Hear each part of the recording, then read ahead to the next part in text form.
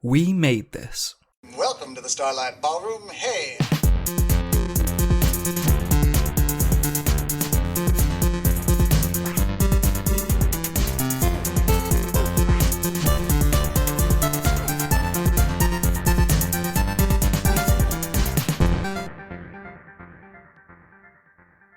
Hello and welcome to Shipwrecks and Comatose, the podcast about Red Dwarf here on the We Made This podcast network. My name's Mark Adams and I am your host for this special as we head towards Series 6 eventually. And with me at this time is Matt Latham. Hello, Matt. Hello, Mark. How are you? I'm not too bad. It's good to be back. We've had a little bit of an unplanned hiatus and I'm glad that we're getting some episodes back out there. How about yourself? Yeah, I've been okay. Just nights are getting colder. The heating bill's getting larger. So, yeah. It's also a good reason to stay in and podcast, right? Yeah, exactly. Yeah. Also with us is Bryan. Hello, Carl. Hello, how you doing? Yeah, I answered that question when Matt asked it. Fair enough. How are you? I'm very good, thank you. Sorry, it's been a very hectic day. So, yes, we're not looking at Red Dwarf because we're doing a special. We're looking at the Red Dwarf expanded universe of Tat, as I've decided we're now calling it. We're doing one of our lovely specials that I really enjoy. The RDEUT. Yeah. We get about a quarter of the listens for these that we do for the main episodes, but I don't care. But I also want to thank the people who do listen to all of the really fucking inane, pointless specials. We love you. Well, I love you. I can't speak for the rest of them. I mean, this week we've hit a milestone in our downloads as well, which is just phenomenal and just makes me want to keep doing this. And it's showing that there's a reason for all this and people are enjoying it. So thank you very much. Absolutely. The milestone was 20,000 individual unique listens. And it's also a steal. 20,000 and a steal. So it means you now take 15,000 of Pigadiscs listens, and now Shipwrecks and Comatose has 35,000 downloads. That is a brilliant way to introduce what we're covering today. We are covering Craig Charles's pretty new game show called Moneybags. I really like the idea of basically never running out of shit if we look at every single project of every single member of the Red Dwarf main cast. And when this came out, I was like, should we do a special? And you two idiots said, yeah. We've learned that you have a problem and we're too scared to stage an intervention.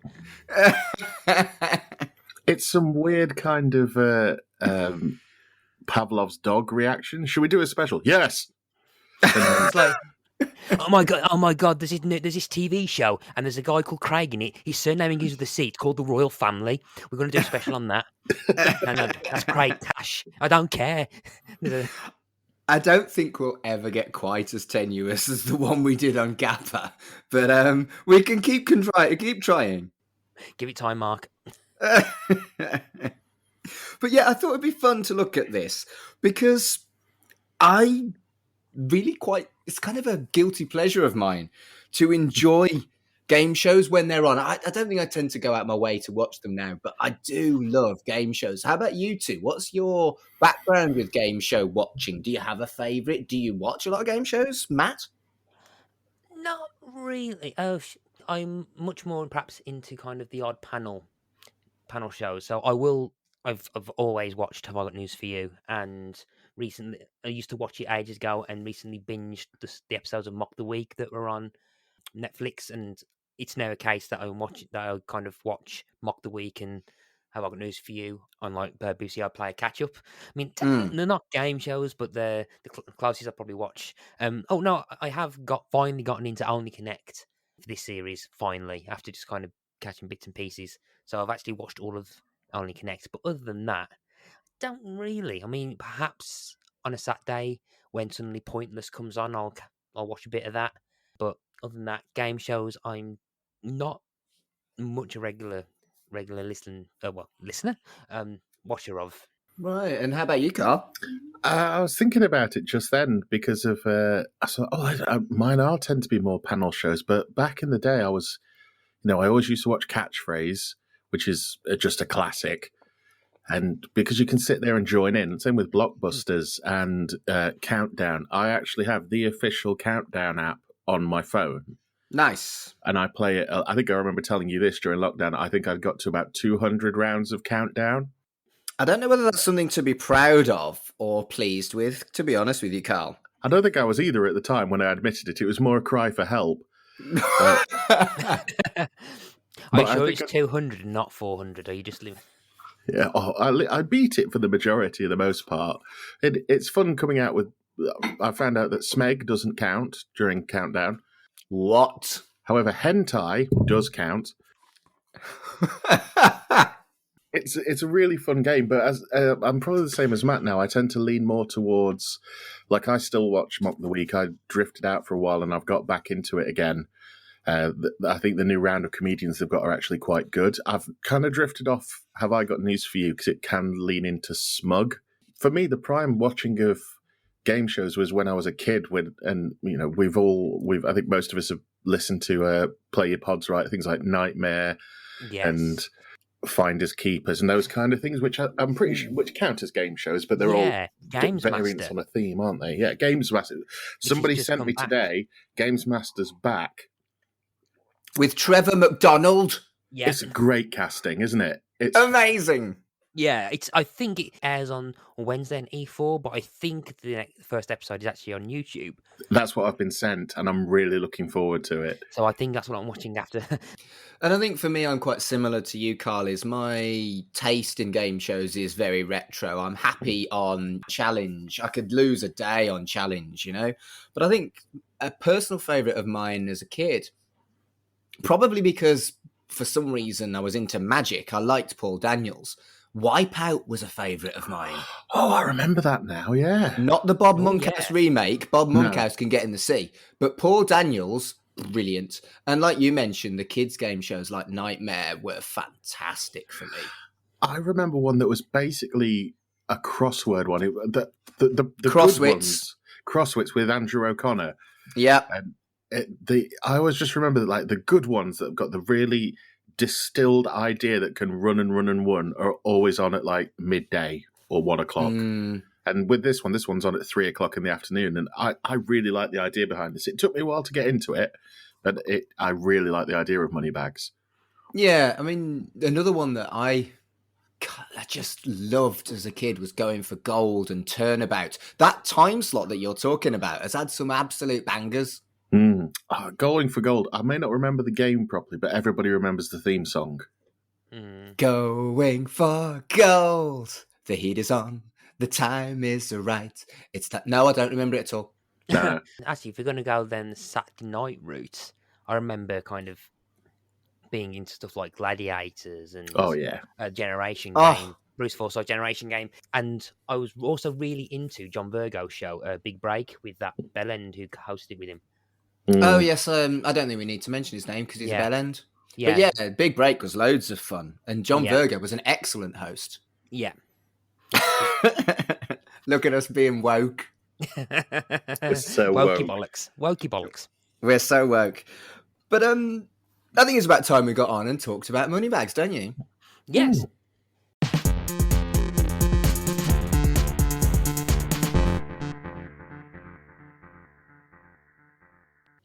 So Moneybags is a new show. It's been going about 2 or 3 weeks, and it's presented by Craig Charles of Red Dwarf fame.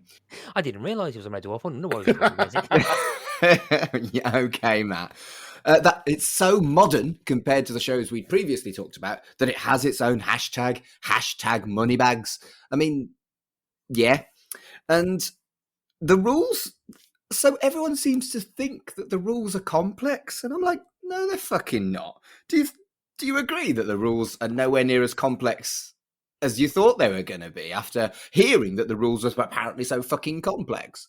This was, for me, like when I was in school or college and somebody got me to do a question and I overthought it and thought it was harder than it was. Mm-hmm. And then when I stepped back and looked at it, gone, oh, this is dead simple. That for me is what Moneybags is. When he first told it, was like, right, okay. And it took a couple of rounds, and then it was like, oh, it's just what it is. Okay, yeah. And then I was fully involved. So it literally only took an episode. I thought it was going to be like 20 minutes, and it's 45. Yeah, it was longer than Yeah. I expected too. Yeah. Yeah, it's really quite simple, and that's the best ones, the ones that are just simple with a bit of a twist to it. Yeah, and I think the reality is Moneybags actually having Moneybags is a fucking gimmick. Mm. It could easily be a buzzer show, this. But I like the gimmick. Matt, do you agree that the gimmick makes it something a bit more special than an average game show? Yeah, I mean, there's I'm still unsure about whether whether I liked it or not, but because occasionally I'm there going, "Is this tat?" and then finding myself getting really kind of like shocked when something completely swerves the game and stuff. But yeah, I mean, I know I found it easy to follow eventually. Once you got the first couple of rounds, and then some of the contestants were saying that they was doing kind of tactics and everything. Well, the first episode, they didn't go crazy elaborate on explaining the rules. They just got on with it. And I think that was the right way to go. Just, this is our show, get used to it. And, actually, it's quite simple, even though you've all been saying it's complex. Yeah, exactly. I think that's the key with these things. It's rather than explain it, let's just do it. And if people get into it, then it gives you that sense of, oh, no, I understood this without being told how to do it. Now I'm going to watch every day because I've figured this out, mate. You know, it kind of gave me that thing when, by the time I got to episode 2, it's like, oh, I know what this is now. I can watch a few more episodes of this. Yeah, and it's got that kind of university student gimmicky feel to it. It really does. It feels almost like it could be on stage at a students' union. Until you said that, Matt, I hadn't thought it, but you're absolutely right. Yeah, I mean, like, I had a quick look at the hashtags on there, and I'm pretty sure the majority of people talking about it are kind of university students.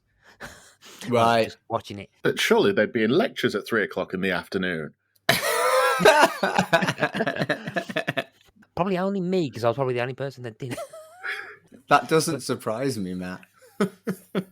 I watched lots of Diagnosis Murder and Teletubbies when I was at university. Oh, God, I love Diagnosis Murder.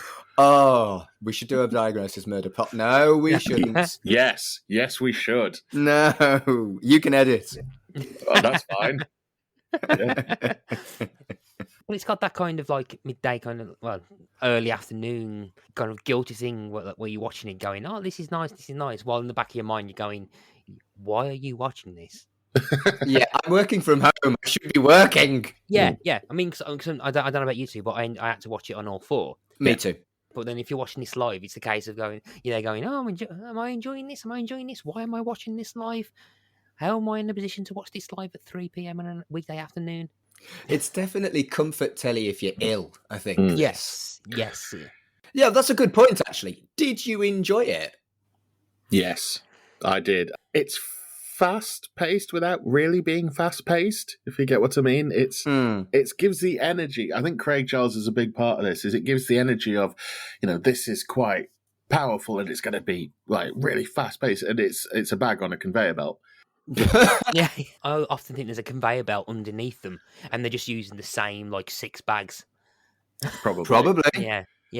It's simple. I mean, I say I was quite surprised. I'm like going like, oh man, do I have to watch 3 episodes of this? And then like occasionally you get quite caught up. And I think like knowing using the same contestants, I did start watching half the 4th one on Sunday. Just I thought, part of me was thinking, I might just finish the week. But I never got to finish the 4th one. I had the same thought. So it turns out that I clearly did enjoy this because I was happy to watch more than we designated. We said we'd watch the first 3 so we could get a decent gist of it. Yeah. I'd probably say we actually only needed to watch the first 2 to get the actual gist of the show.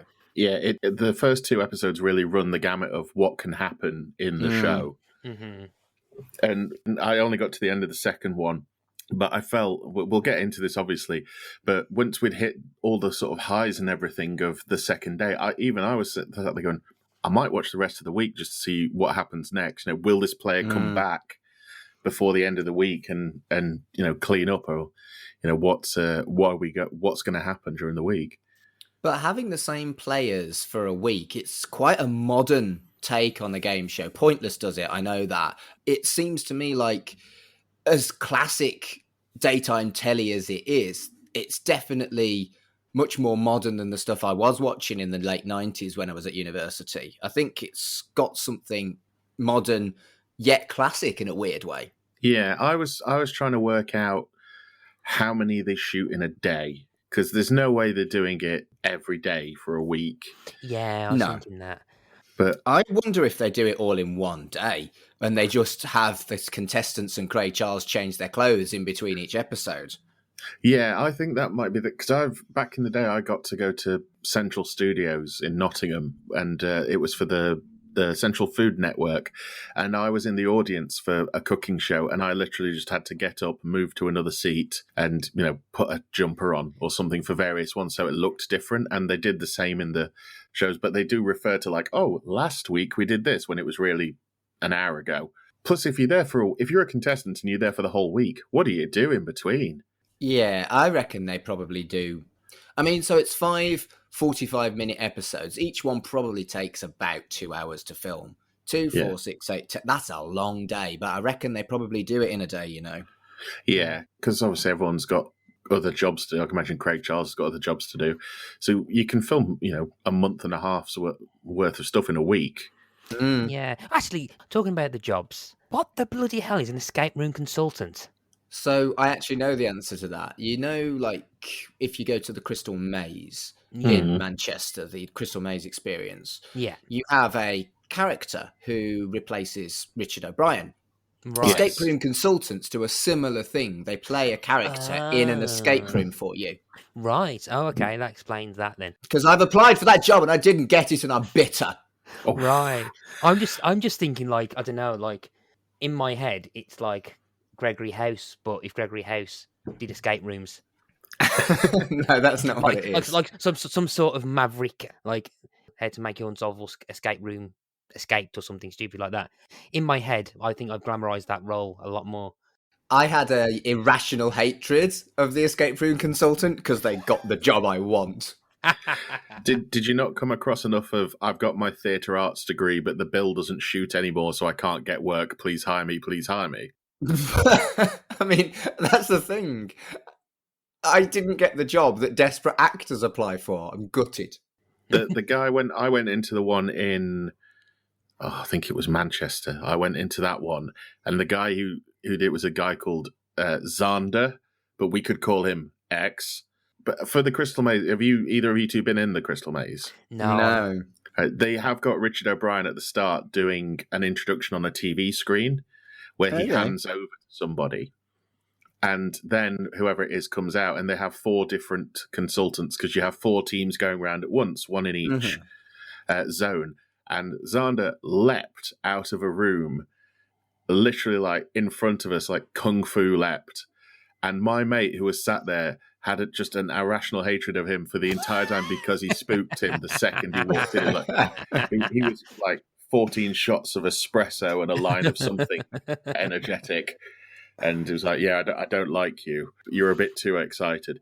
But it's quite funny because the characters do slip as you're going around because you're with them for a good hour.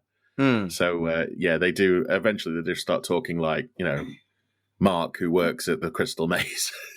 Yeah. I'm stunned they haven't redone that with Funhouse. Yeah, that would be cool. I would totally do that. Yeah, with the 90s surprises. Yeah. Yeah. Mystery Tour.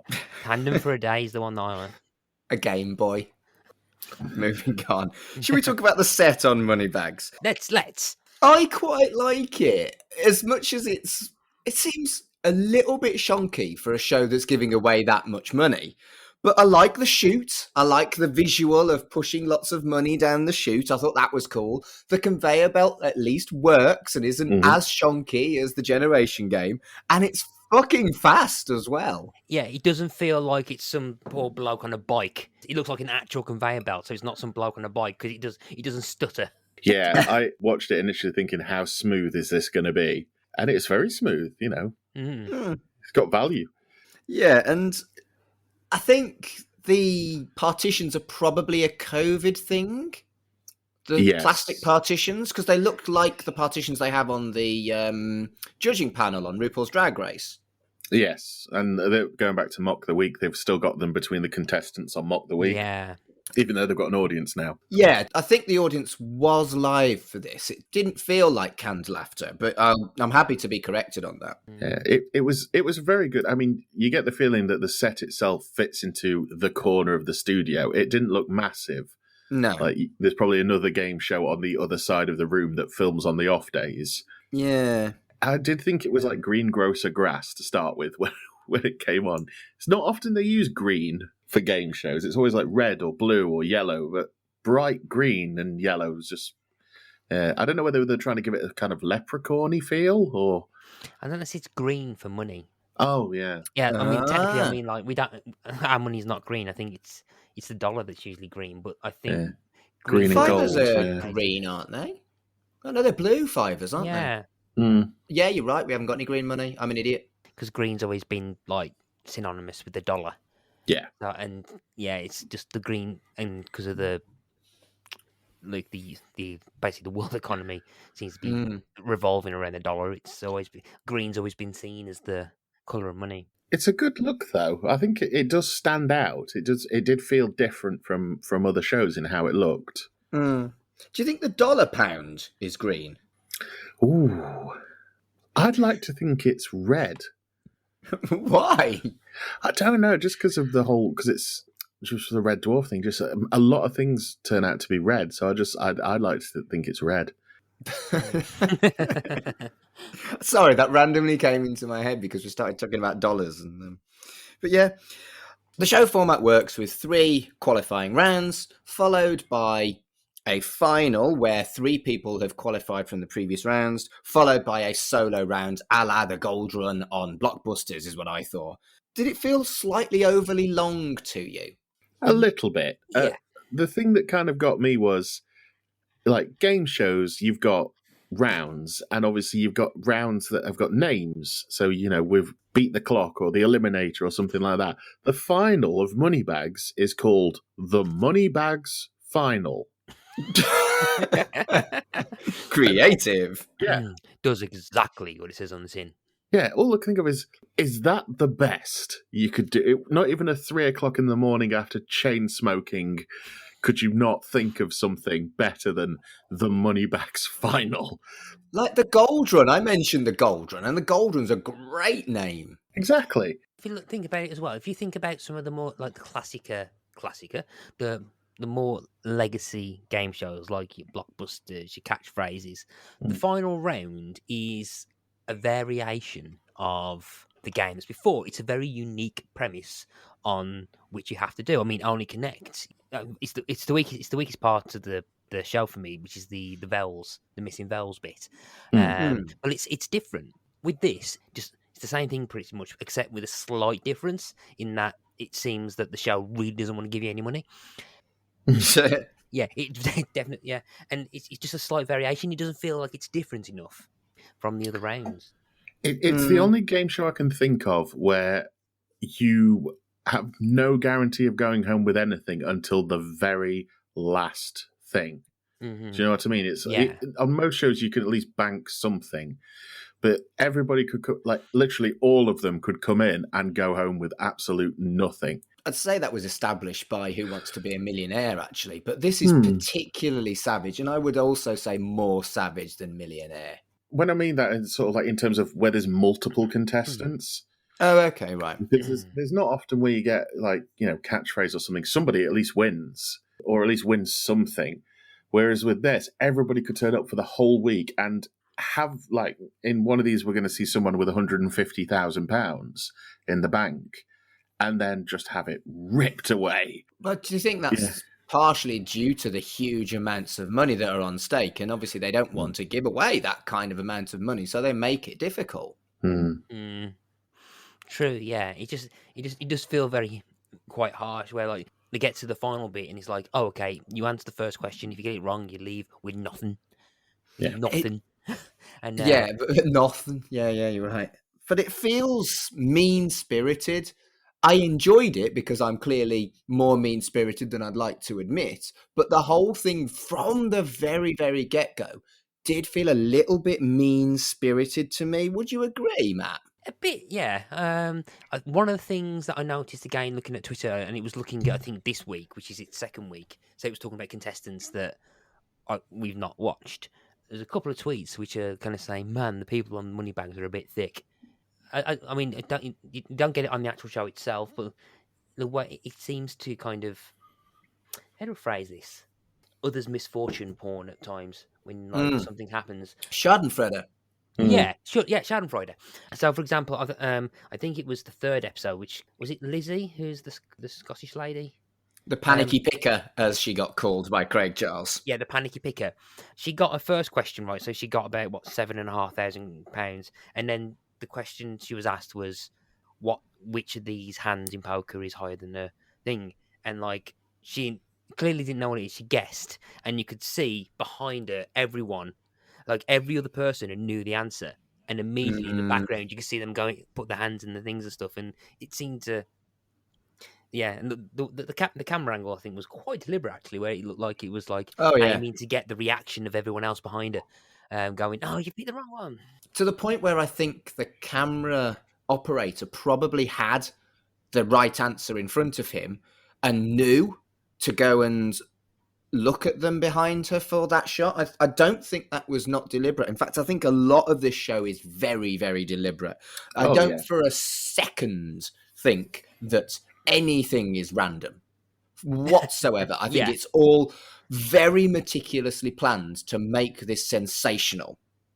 Am I being fair, Carl? Oh yeah, that's showbiz, baby. But yeah, I mean, that's the thing. If somebody wins a certain amount of money, there could be a producer backstage going, right, send out this question because I reckon that she'll lose it all here and that'll make for great telly. And yeah, I can imagine that there'll be someone in the gallery going, right, camera 3, this one's a bankrupt, this one's a thingy, this one's a, so they know exactly where they're going. Yeah. Because I think that might go with the picking of the contestants as well. Because I got halfway through episode 4, and this was Thursday, so the fourth day. The guy Mikey, everyone kept saying there was nicking his tactic of looking at the reaction of the other player. Mikey was savage and quite bright, but a little bit cunty, let's be honest. Mikey came across to me like he'd had a cigarette with Craig Charles before the show and now he thought they were mates. Yeah, he didn't get picked again, whereas I think Wendy, who got, I think on her first go-ahead, got to about 150,000. I think she got picked on Tuesday, Wednesday, and she got picked on Thursday as well, so she was on the first half of the fourth episode that I watched. Whereas some of them only got picked once. I mean, I think it's Gerard who won the first day. Like, you never see him again. He's just sat there in the back. It's just not random. I don't believe it for a second. When they first initially got called up, that felt kind of random. But then, the more and more... Well, it's like a film. The more and more it reveals, the more and more you're like, oh, this is deliberate. Yeah, because I think there's something weirdly watchable about how, I think particularly the contestant Wendy, how she was picking stuff, and like there's a couple of questions I said, no, I know this. No, wait, do I? Like, she was a U2 fan, and I've heard of U2, aren't they? What, that band that did the reasonably good Batman theme?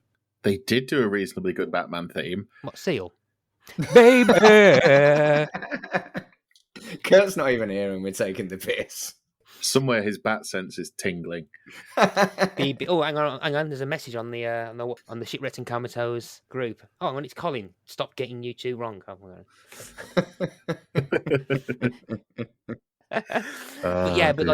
I think like David something, and then she picked up going, "No, I'm a U2 fan. This is right. I think."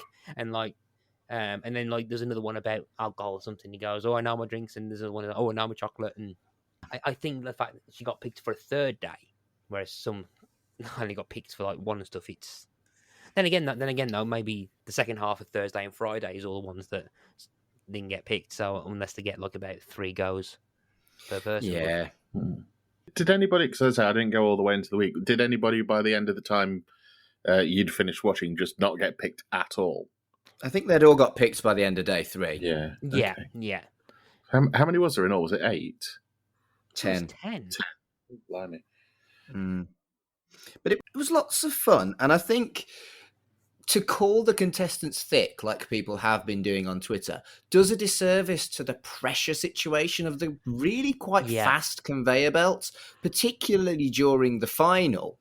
I Yeah. think Yeah. people will, even if they know the answer, kind of panic grab, and that's a design, a deliberate design of the people who created the show. I genuinely think the show is designed to be savage. Yeah. You've got to have like sub-zero levels of calm to be able to process something coming down that conveyor belt going, yes, I know this. You've almost got to be sociopathic to be able to be that in command of your faculties to go, yes, I do know who wrote a memoir called The Journey that's a former prime minister called David. It's, or you can guess, it's a strange one. I wouldn't be able to do it. I don't think any of us would be able to do it. Maybe Colin, maybe Kurt. Kurt's a machine. But So I had a few subjects that I know I would have done very, very well on. WWE champions I'd have cleaned up on. Cheese I'd have cleaned up on. Flags I'd have actually done all right on. But Yeah. there weren't many that no. I think I'd have been good at. Australian animals I actually was surprised as well. And Arthur's first novels. Yeah. Just out of, I think we all have watched a lot of 90s cartoons, when the first person in the WWE round was Groon the Destroyer, did everybody go, well, no, that's a Thundercats baddie, obviously. God. Yeah. Yep. Well, thing is, though, I think Craig Charles kind of shot himself in the foot there, because he made a reference saying that they're either wrestlers or made up. So basically, and said, but the phrase was WWE champions, and I'm not much of a wrestling fan, but I know the names. I'll recognise the names of wrestlers, particularly WWE wrestlers. And then if you've got made up names, it's very easy to suddenly guess. A bit more thought they would have put known wrestlers that weren't WWE champions, but to make it slightly harder. But that's just me. What subjects would you have found easy then, Matt, out of the ones that we saw? The WWE one, definitely. I can't remember off the top of my head about any of the others. I thought what's taller than a Shetland pony, that one I thought was pretty straightforward. It was batshit fucking crazy, and I loved it. And I'll never forget that Danny DeVito is taller than a Shetland pony, because I recorded this episode of Shipwrecked and Comatose. Oh yeah, there was like, is it how many? I've got more than 8 legs, which I thought was quite a clever question actually, because like you're going more than 8 legs, what? And then they'll have like the band steps or a prawn. I laughed at the band steps as an answer to that question. Yeah. I'd recently seen Steps, and I knew damn well it was 10 legs. I'd have got that one right. Yeah, I recently, forgot you went to see Steps. Yeah. Recently had an episode of Pick a Disc about the Steps album Buzz as well. Brilliant. Yeah, and I think Steps were like technically were my first gig technically as well when I was like 15. Wow. But yeah, I just saw that and I'm like, and I quite thought those questions were quite clever, because it was like it plays on perception and gives you a base level and then makes you think more. And I quite like those questions perhaps more than perhaps the debut author one. And it did feel like it was wildly, wildly unpredictable what the topic was going to be. There were things like that which were almost logic problems. And then there were things that if you've got knowledge of it, like wrestling or like the parts of the body or author's first novels, it was specific quiz learnt knowledge. And again, it all goes down to the mean-spirited element of it. If you're a logical person, you'd be stronger on the logical ones than you would on the general knowledge. Were there any things that you thought were dead easy, Carl, yourself? What topics would have been good for you? The Shetland pony one, definitely. The wrestling one. I wasn't too bad at the things that are divisible by 3. You see, I'm shit at maths. That one was my nightmare, that. Yeah, that one was all right. Then what was the... I actually... there was a lot of it where I was like, this is a trick question. The main one being that one I was talking about earlier. He wrote a former prime minister's called David, who wrote a novel called A Journey. It was like, that is too much information to be correct. Things like that. So the people called David, that was... There was a few where I was like, I didn't know the exact answer, but it was easier to use logic, if you know what I mean. I think was it people who'd won the best director Oscar called David, and like, don't remember one. So I was right. Mm. But I don't. There was somewhere I was like, oh, no idea. I think the people who got airports named after them, I was kind of 60% confident on. Yeah, I did okay on that one. Yeah. I quite like the people born in the Southern Hemisphere as well. Yes. That was, I thought, was quite a clever kind of conceit for a round. The one I got completely wrong was animals indigenous to Australia.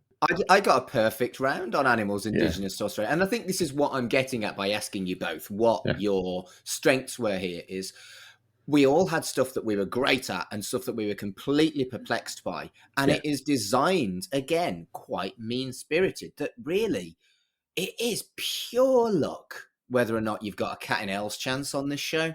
Yeah. It'd be like for us if we went on like round one was Red Dwarf and like, oh, brilliant. And then round two is the works of Tolstoy. You're like, oh, God. Or trigonometry. We'd be stuffed.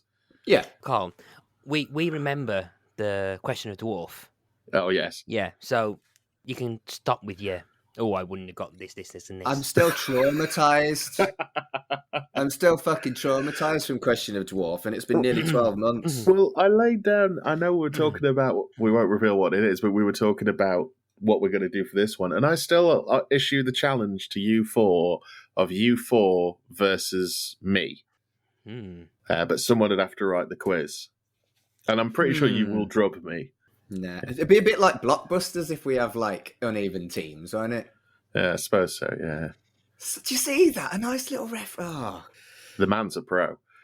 Yeah, quite. Unless we specifically want to go through any of the contestants that we liked, I'm kind of done here. Thierry, a child pretending to be a man. Oh, poor Thierry. Got his dad's best suit on and grew out the tash. Maybe even like added a bit of eyeliner into it to thicken it out. I think Thierry told the story of what they were aiming for with this show. He had wildly fortunate luck during the qualifying rounds and then had horrible luck due to his own panicking in the final. And they must have rubbed their hands together when the second episode they recorded was Thierry's wildly fluctuating fortune, giving you exactly what you can expect from this show. That's the thing. I can't remember the name of the contestant, but basically he winds up with for those listening, he winds up with £154,000. And part of that, he won like 125 of that off somebody else. And from what I'm understanding, that person, our name's completely escaped me now, gets picked again and again throughout the week. But Thierry gets to the final and loses all of it. And on the first question, from what I'm right on, isn't it? He just loses straight away. Yeah. And I get the feeling, as much as they're like, oh, this is making great telly, they cut away from him because that boy was going to cry. His eyes you could see them like vibrating in his head and glassing up. Like he's, there's a family somewhere who are now disowning him because he's ruined everybody's Christmas. He had like I can't remember what time he had, but he had like something about creating. He had like a list of things he wanted to do, and it was all kind of selfless. They were all super virtuous, weren't they? Yeah. I'd buy a fucking house. It wouldn't be simple for me. I win a fuck ton of money, I'd buy a house. I find it quite funny. Gerard was saying that I think he wanted to perhaps get a home in, like a second home in France, but then do stuff to help the hospital radio station he did. Jerry was like, I want to help out my mum or something, blah, blah, blah, blah. And he got to Lizzie on the third day, goes, I want to build a pub in my garden. Good for Lizzie. Yeah. She's fucking honest. Good for her. I said to my partner as we were watching it at the time, said, why isn't anyone honest and go, I'm going to take a small amount of it, Craig, and it's going to be drugs and hookers. just the greatest, put aside a good chunk of it for, a house or something sensible, and the rest of it, the greatest blowout you've ever seen in your life. Or someone going, I want to hire a hitman. Yeah. And then just not say anything else. Yeah, maybe you're not allowed to mention going on a drug-fueled blowout to Craig Charles. Maybe that's part of the contractual thing when you sign up. I've just realised something. We've gone over 40 minutes on this, and we haven't actually discussed Craig Charles at all. He is looking good for 57. He's great. Yeah. his cheeks are so red. Do you not think? He's got such rosy cheeks. You mean he's got a good makeup artist? I don't think that's the case. I think I've seen him on like interviews and stuff. He is just a cheeky chappy. And He is. He's out of all the Red Dwarf cast, he's the only one who I could see hosting a game show, but also not very likely to host a game show. I think he's great as this host. I think it suits him. He's enjoying himself, and it's infectious because he's enjoying it. It's not his first game show either. No. I mean, Cyberzone, we know it, we love it, and one day we'll special it. I have never seen Cyberzone. I'm very much looking forward to that. I don't know if I can remember watching it. I think I found an episode, and it's on the playlist of we could do a special about this kind of thing. Wasn't Cyberzone basically Nightmare, but VR? Really bad VR, like very basic, everybody's a block VR. And it's when, I don't know if you remember, but when VR first came out in arcades, you had to stand in the booth, so you didn't basically fall over. And the headsets were like, they'll break your neck. They're so heavy. It was those ones. And he, I swear, Fashnu stole a Wooga from Craig Charles. I think he did too. Yeah. But, I mean, for this one, I thought he was quite, as much as it's a show that was playing on people's bad luck and just losing all that, I thought Craig was really quite lovely to people. There was one moment where it became obvious he'd probably been in the studio a bit too long when he did the finger guns. Do you remember that bit? I think it's when Thierry's there and he just goes, boom, boom, boom, boom. And I just felt somebody in the gallery was going, what was that? Yeah, calm down, Craig, calm down. Yeah. You still got 6 hours of this. Like, did we let Craig at Starbucks again? I think he got the right balance of charming, but not too much kind of chatty bollocks with the contestants. And I really think, I mean, I've only seen 3 episodes, but I think he's got it. I think he's got the quiz show hosting down to a T. Brilliant stuff. I think that this could run like Deal or No Deal. Yeah. I think it's a simple enough idea. Mm-hmm. It's got enough of a hook to keep you watching, and it's got a host that's charismatic in Craig Charles. This could be a undercover hit for Channel 4. I think it could really do well. Yeah, I think so. I think it's one of those things. I think after a while, I think it might need a while before it perhaps starts getting more noticed. Yes.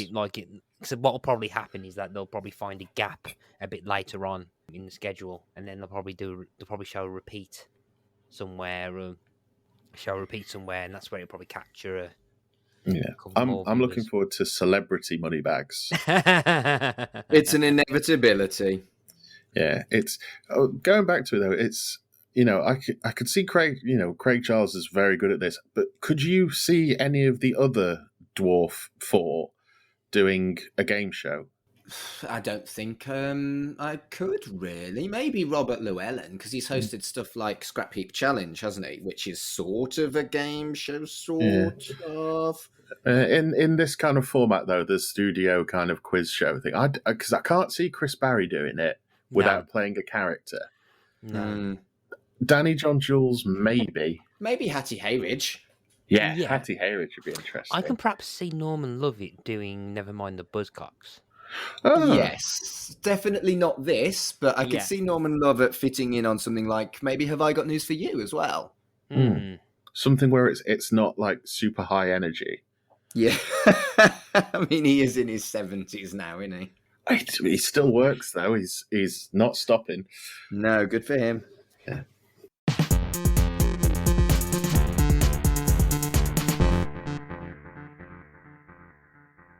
So I think we've managed to get a lot of conversation out of something that we weren't sure we would. So I'm really glad that we did this, gentlemen. Thank you for joining me for this slightly weird special episode.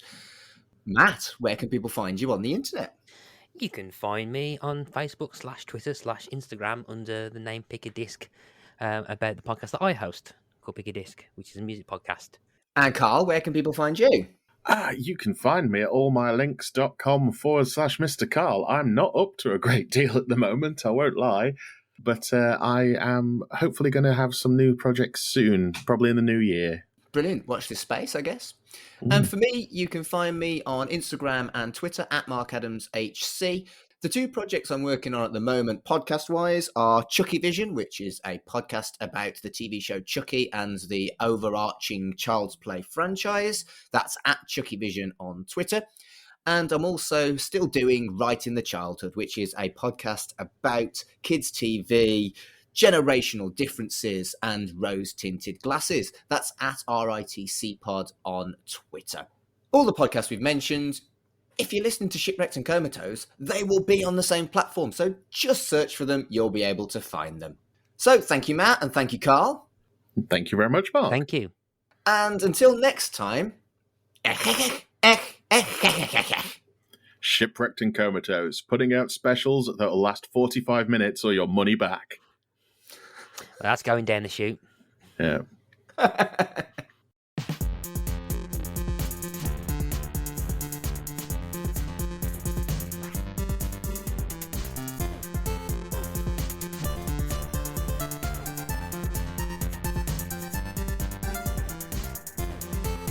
Shipwrecked and Comatose, a Red Dwarf podcast, was created and produced by Mark Adams and Kurt North. You can find us on Twitter at Red Dwarf Pod, and we are part of the We Made This Podcast network, which can be found online at wemadethispod.com or on Twitter at wemadethispod. Hello everyone, this is Tony, Network Chief of We Made This. As you know, our podcast network brings together a brilliant assortment of talent who talk about all kinds of pop culture content, such as the episode you just listened to. We're not going anywhere, but we'd love to keep the lights on for even longer if you're able to support our network on Patreon. For just £2 a month, you get your name in lights and the satisfaction of knowing you're helping us produce more great audio. And for £3 a month, you'll get your name in lights, but you'll also get access to an exclusive bi-monthly podcast from the We Made This talent pool on podcasting, pop culture, and, well, you tell us. We'll take your suggestions. For less than the price of a coffee per month, you can help keep We Made This going. Just head to patreon.com/We Made This. That's patreon.com/We Made This. And get the ball rolling. Elsewhere on We Made This. Chucky Vision. I've been on some Chucky forums, and there is a lot of hate about Chucky being woke, having a homosexual agenda, how it's ruined the franchise by making it too gay. And I'm like, really? How can you possibly suggest that it's ruined the franchise by being too gay when Seed of Chucky is a thing? And even if people, like, I know some people, like, I mean, Seed of Chucky is quite a debatable film, but, like, even Bride is very camp. People should have known the sensibilities of this franchise ages ago. Free with this month's issue. The editor, Mark Sutherland, who's a cunt. A notorious man. Yeah, he's the man that ran the magazine into the ground. He opens the issue with a really fucking cringy editor's letter. Oh yeah, he does. Which says, for the first 8 months of the year, the alternative nation was depressed. UK garage and pop shite was ruling the charts, and our music was being pushed off the airwaves and common room stereos across the land. Oh, Jesus. Now, I looked into the alternative music scene of the first 8 months of 2000. Already released that year, there had been Primal Scream's Exterminator, Bloodflowers by The Cure, Suicide Pact You First by Therapy.